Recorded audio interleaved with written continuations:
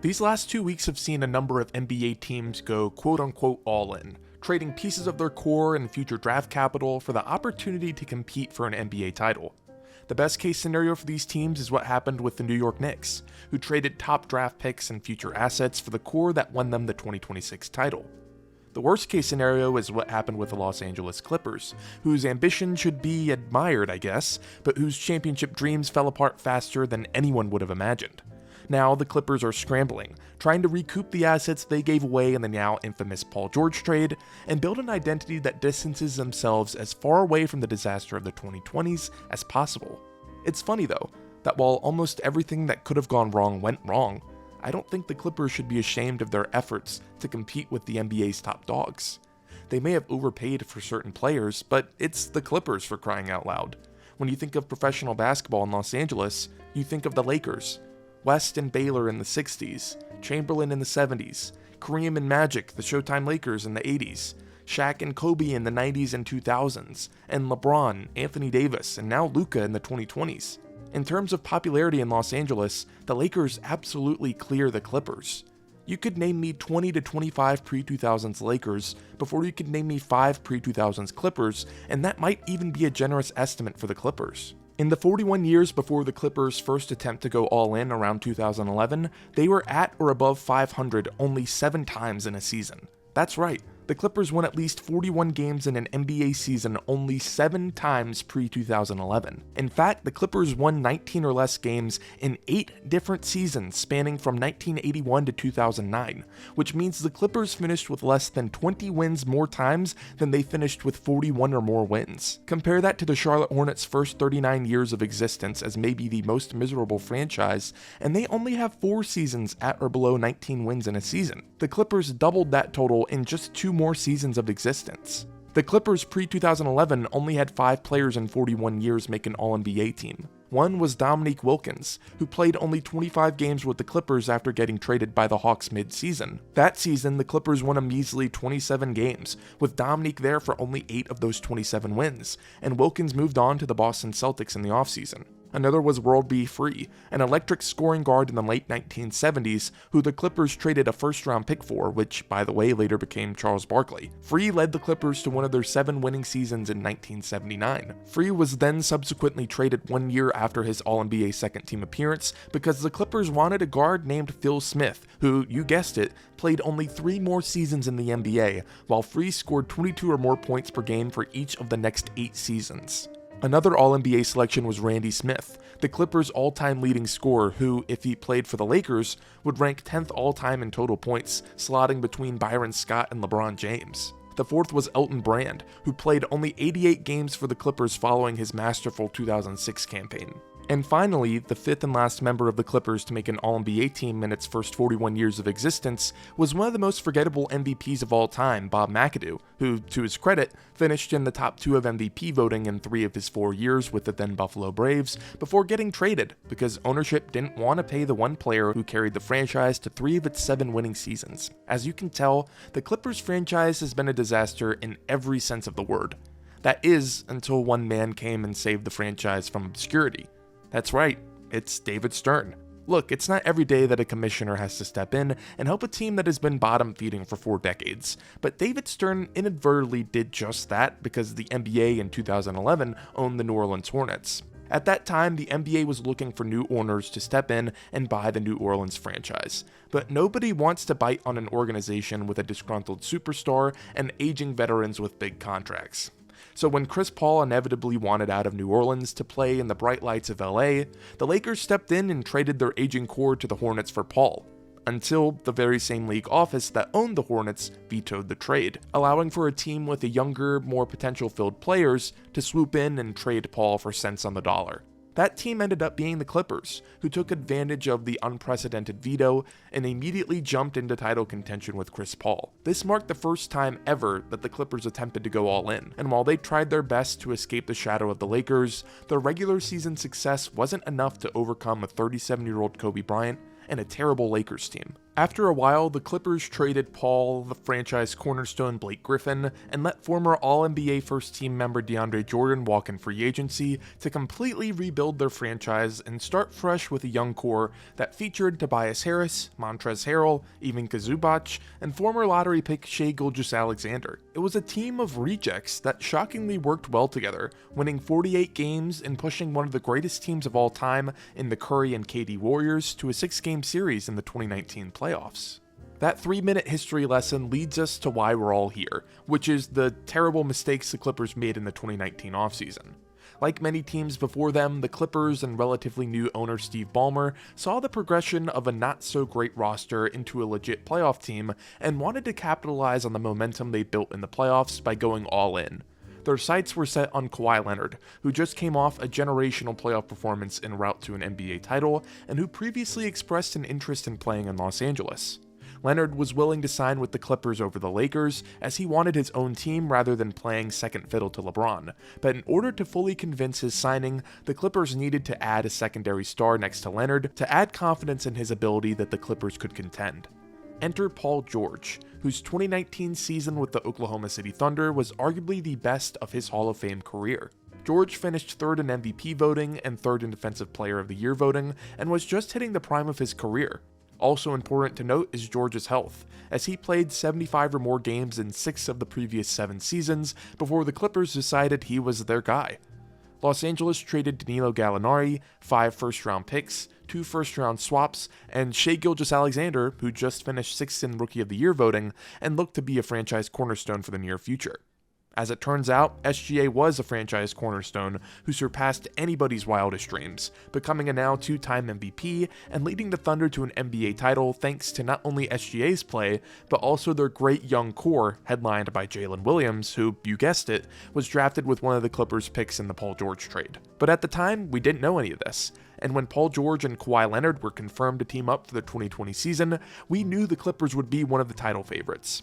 Their regular season wasn't perfect, as George and Kawhi spent part of the season injured, but the Clippers looked to hit their stride in February and March, following win-now trades for Marcus Morris and Reggie Jackson. This bolstered a top-heavy Clippers team and added much-needed depth, which helped them to a 44-20 record before the world shut down and the NBA's regular season came screeching to a halt for 3 months. This break did not help the Clippers at all, whose momentum heading into the portion of the season that normally held the playoffs was completely gone when play resumed in June and July. Sure, the Clippers took down a young Luka Doncic and the Mavericks in the first round of the 2020 playoffs, but a postseason collapse to the Nuggets, where the Clippers held a 3-1 lead before losing 3 games in a row, prematurely ended the Clippers' championship aspirations and brought upon a lot of internet jokes, most notably the Pandemic P moniker that is stuck with Paul George due to his absolutely terrible play in the playoffs. But you know what? The Clippers made the right move by firing the very man who choked away numerous playoff series in Doc Rivers, and hiring the former NBA champion and one of the better coaches in the NBA today, Tyronn Lue.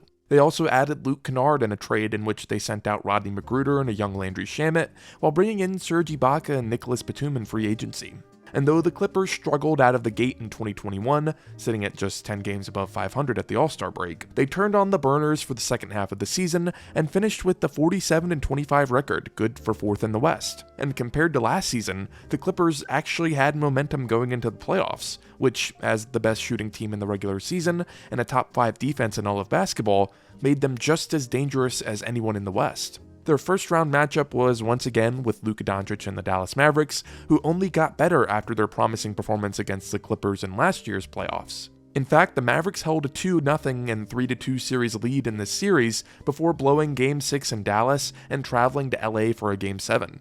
And despite Luka Doncic's 46-point, 14 assist and 7 rebound masterclass, the Clippers' offense was unstoppable, highlighted by a strong Kawhi performance and 7 made threes from Marcus Morris. The Clippers ended up taking home the series with a 15-point victory before heading to Utah to face the top seed in the West, the Utah Jazz, in the second round. The Jazz took home the first 2 games in the series behind electric performances from Donovan Mitchell. The Clippers routed the Jazz in Game 3 thanks to Kawhi Leonard's 34-point performance, which set the stage for a Game 4 in Los Angeles that was almost a must-win for the Clippers. It was in this contest that the Clippers jumped out to a huge lead in the first half and held on to a 14-point win, where Kawhi and Paul George combined for 62 points, and a performance that was the epitome of what the Clippers dreamed of when they decided to go all in, and oh, come on. Is fouled and he's limping. Just when the Clippers grabbed momentum in this series, the unthinkable happened. With just 5 minutes left in this contest, Kawhi Leonard unfortunately hurt his knee. Initially, there was speculation that Kawhi would return sometime in the playoffs, and maybe even in this Jazz series. But after a while, the Clippers confirmed the nightmare scenario.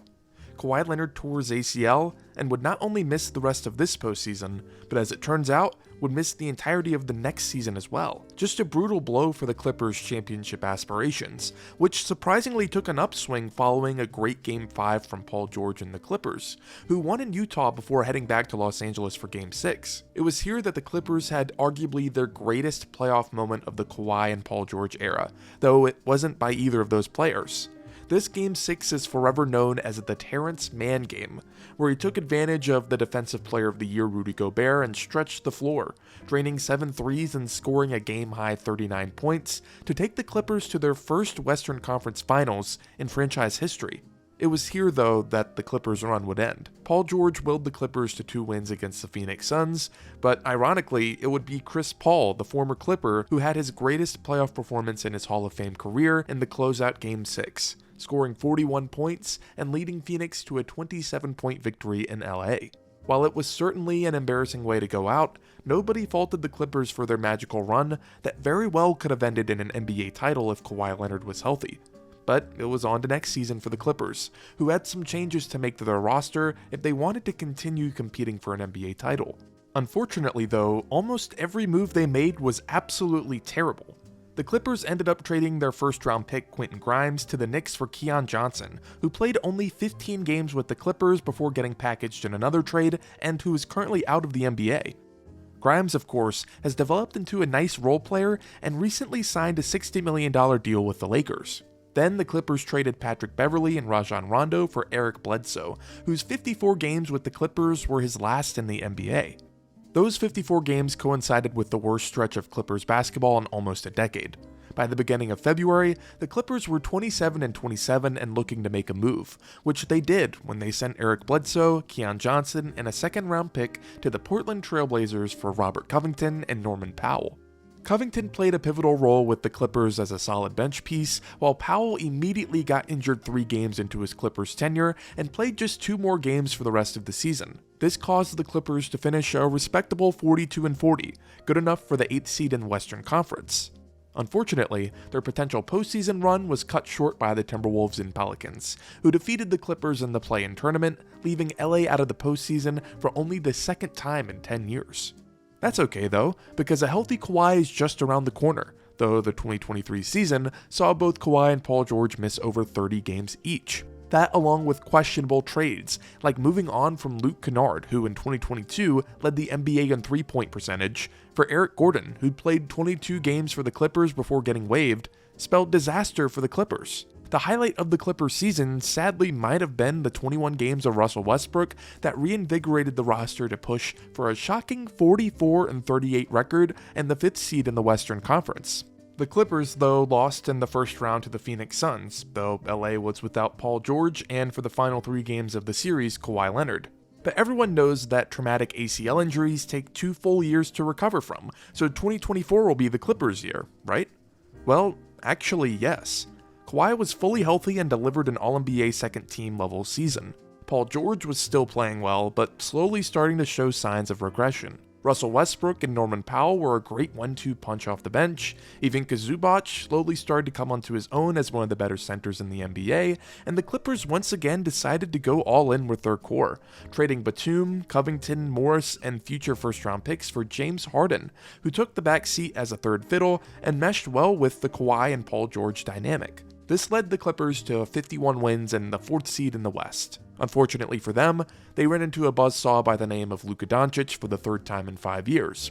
Only this time, Dallas had a second perimeter option named Kyrie Irving to take the pressure off Doncic. This combo was too much for the Clippers to handle, and their playoff hopes ended in 6 games. The Clippers recognized that this formula was not working, so they let Paul George walk in free agency and retooled their roster, letting go of Russell Westbrook and Terrence Mann and bringing back Chris Dunn and Bogdan Bogdanovic, 2 solid contributing pieces that helped the Clippers win 50 games in 2025. They pushed the former champion Denver Nuggets to a 7-game series, but James Harden's 7 points in Game 7 did nothing but emphasize what we already knew. The Clippers are nowhere near championship contenders. This thought was furthered in 2026 when the Clippers traded James Harden for Darius Garland, Ivica Zubac for what ended up being the 5th overall pick, and just 1 week ago Kawhi Leonard for Brandon Ingram and future draft capital.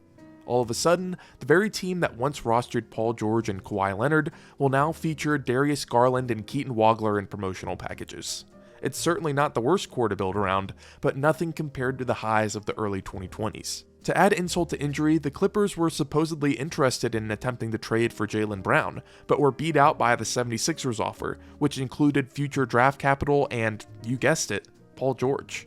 If there's one thing we can learn from the Clippers' mistakes, it's that star hunting is the worst possible thing a team close to winning a title can do. LA's best runs in the playoffs were 2020 and 2021, years where the Clippers followed a commonly seen formula of 2 stars and a great supporting cast. Kawhi and Paul George are good enough to be the best 2 players on your championship team, but you have to surround them with the right supporting cast to be successful, not with washed-up stars like Russell Westbrook and James Harden. The reason why the Knicks worked when they went all in isn't because they chased after former MVPs or All-Stars. They found glue guys who could fit into any NBA system and maximize their strengths, which happened to coincide with their stars' weaknesses. It's baffling to look back on the Clippers moving on from role players like Patrick Beverley, Luke Kennard, Nicholas Batum, Robert Covington, and most notably of all, Norman Powell, who made an all-star team 1 year removed from being on the Clippers and could have added a nice punch alongside Garland and Kawhi. The Clippers going all in was not the problem. In fact, they should be applauded for having the guts to understand their disastrous history and take a swing for an NBA title. Their problem, and the reason why the Clippers blew up, is because they made the worst possible roster moves they could have after they went all in.